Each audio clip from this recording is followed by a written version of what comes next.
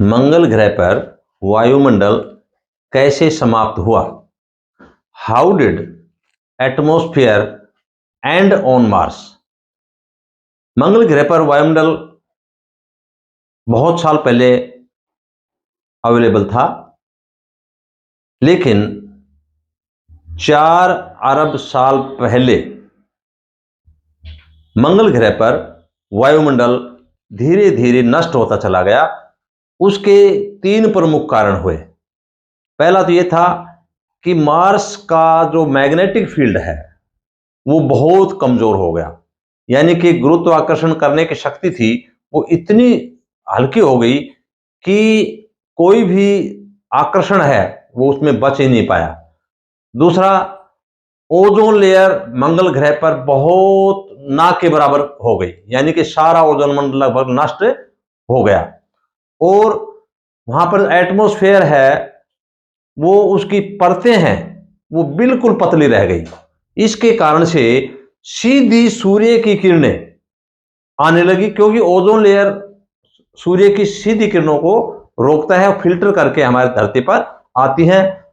Ozone layer खत्म होने से इतना नुकसान होता है कि हमारे पृथ्वी पर भी अगर ओजोन लेयर में छेद हो जाता है, उसमें से रे जाती हैं, तो वो हमारी आइस कैप्स को पिघला देता है और वाटर लेवल ऊंचा हो जाता है। इसके अलावा कैंसर जैसी भयंकर बीमारियां हो जाती है और गर्मी बढ़ जाती है। इसी प्रकार से हमारे सीज एंड लेक्स, हमारे जो समुद्र हैं और झीलें हैं वो सूखने लग गई, क्योंकि अधिक जो हमारे ये रेडिएशन है, ओजोन लेयर कम कम होने सीधा किरणें हमारी मंगल ग्रह पर पड़ने लगी।